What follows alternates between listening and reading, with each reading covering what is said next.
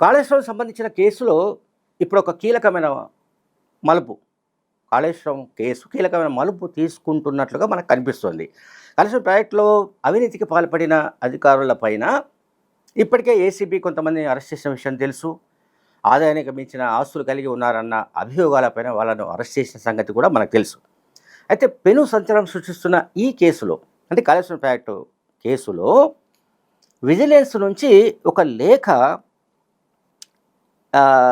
ఎవరికి అందింది? ఏసీబీకి అందింది.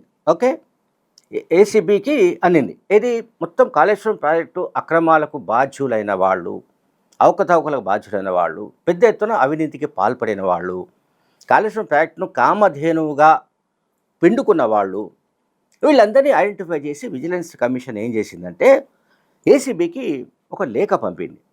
ఏసీబీ మొత్తంగా థరోగా ఈ సమగ్ర దర్యాప్తు జరపాలని కోరింది వీళ్ళందరిపైన. సో ఏసీబీ ఏం చేసిందంటే ఇప్పుడు ప్రభుత్వ చీఫ్ సెక్రటరీ రామకృష్ణారావుకు పంపించింది, అంటే ప్రభుత్వానికి పంపించింది.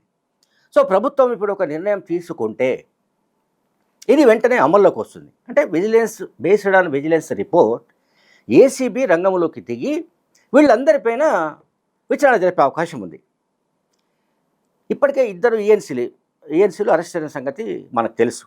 ఆదాయానికి మించిన ఆస్తుల కేసులో మురళీధర్ రావు, హరిరామ్ నాయక్ ఇద్దరు అరెస్ట్ అయ్యారు. ఏసీబీ అరెస్ట్ చేసింది వాళ్ళను.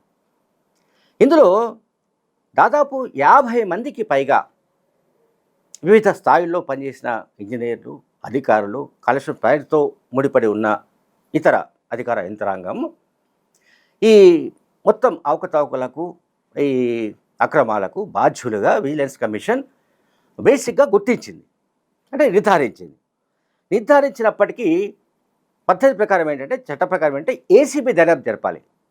అక్రమాలు జరిగాయని విజిలెన్స్ ఒక ప్రాథమిక నిర్ధారణకు వచ్చింది. ఆ రిపోర్టు ప్రభుత్వానికి గతంలోనే సమర్పించింది. అయితే విజిలెన్స్ రిపోర్టు ఏసీబీకి పోవడం అనేది ఇదొక ట్విస్ట్. అంటే ఈ కరప్షన్ పాయింట్ ఆఫ్ వ్యూలో ఏసీబీ ఇప్పుడు వీళ్ళందరిపైన దర్యాప్తు జరపవలసిన అవసరం అయితే కనిపిస్తోంది. దర్యాప్తు జరిగే అవకాశాలు ఉన్నట్టుగా స్పష్టంగా కనిపిస్తుంది. దర్యాప్తు ఎప్పుడు మొదలవుతుంది ఏంటి అనేది మనకు తెలియదు. కానీ మొత్తం మీద వీళ్ళందరిపైన, అంటే కాళేశ్వరం అక్రమాలకు బాధ్యులుగా గుర్తించిన ఇంజనీర్ల పైన ఏసీబీ కొరడా జడిపించే అవకాశం అయితే కనిపిస్తుంది. విజిలెన్స్ ఎంక్వైరీ ఫస్ట్ జరిగింది. కాళేశ్వరం ప్రాజెక్టులో మేడిగడ్డ పిల్లర్లు 2023 అక్టోబర్లో కుంగిపోయిన సంగతి తెలుసు. ఆ సమయంలో బీఆర్ఎస్ ప్రభుత్వంలో ఉంది. బీఆర్ఎస్ ప్రభుత్వం ఉంది. కేసీఆర్ ముఖ్యమంత్రిగా ఉన్నాడు. ఆయన ఇరిగేషన్ శాఖను కూడా నిర్వహిస్తున్నాడు ఆ టైంలో. సరే, కాంగ్రెస్ అధికారంలోకి వచ్చిన తర్వాత ఈ మేడిగడ్డ పిల్లర్ల కుంగుబాటు నుంచి మొత్తం వ్యవహారాన్ని, అంటే మిగతా పిల్లర్ల పరిస్థితి ఏమిటి, అన్నారం సుందిల బరాజుల పరిస్థితి ఏమిటి, లేకుంటే మొత్తం ప్రాజెక్టుకు సంబంధించిన నాణ్యత లేదా అక్రమాలు, వివిధ ఇష్యూస్ పైన ఒక విచారణ జరపాలని ఫస్ట్ విజిలెన్స్ ఎంక్వైరీని ఆదేశించింది. విజిలెన్స్ కమిషన్ దీనిపైన విచారణ జరిపి ఒక రిపోర్టు ఇచ్చారు. అందులో ఇప్పుడు ఈ 57 మంది, మీతో చెప్పింది 50 మందికి పై కాదు, 57 మంది ఉన్నట్టుగా ప్రాథమిక దర్యాప్తులో తేలింది. దీంట్లో ఇంకా మనం చెప్పుకోవాల్సి ఒకటి ఏంటంటే, ఇప్పుడు ఈ మన కాళేశ్వరం ప్రాజెక్టులో ఫస్ట్ ఈ విజిలెన్స్ ఎంక్వైరీ జరిగింది. ఆ తర్వాత ఎన్డీఎస్సీ, అంటే నేషనల్ డ్యామ్ సేఫ్టీ అథారిటీ వాళ్ళు ఎంక్వైరీ జరిపారు.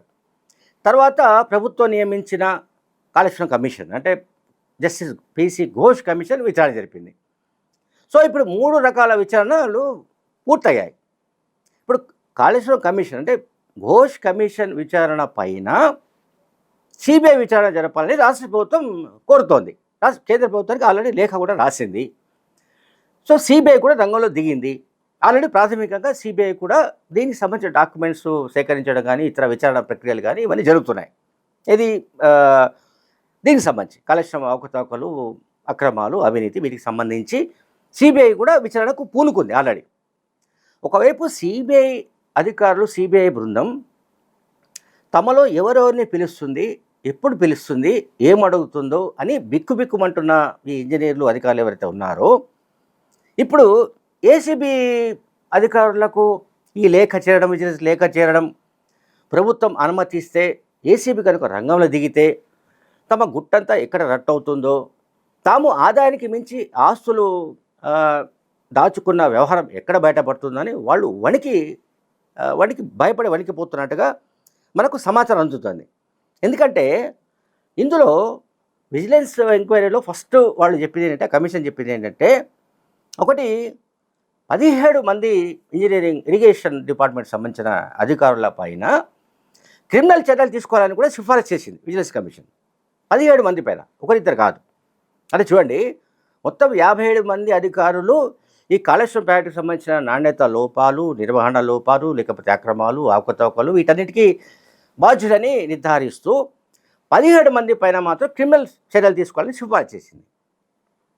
సో ఇప్పుడు 17 మంది పైన క్రిమినల్ చర్యలు తీసుకోవాలన్నా ముందుగా ఏసీబీ విచారణ జరిపి ఏసీబీ నివేదిక అందితే ఆ తర్వాత వాళ్ళపైన క్రిమినల్ చర్యలు ఉంటాయని మనకు కనిపిస్తుంది.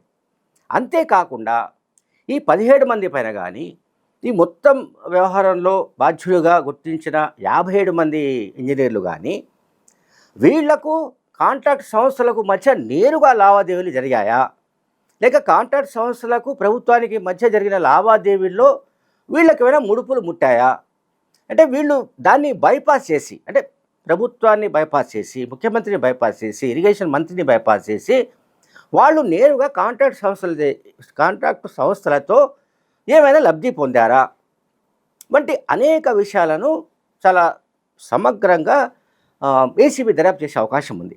సో ఏసీబీ దర్యాప్తు జరిగితే ఏ అంశాలు బయటకు వస్తాయి, అట్లాగే సిబిఐ ఎంక్వైరీ ఆల్రెడీ ప్రారంభమైందని చెప్పుకుంటున్నాం. సో సిబిఐ ఎంక్వైరీ ఒకవైపు జరుగుతుండగానే ఇంకోవైపు ఏసీబీ వాళ్ళు కూడా తమను పిలుస్తారని వీళ్ళు బిక్కుమంటున్న సంగతి మనం గమనిస్తున్నాం.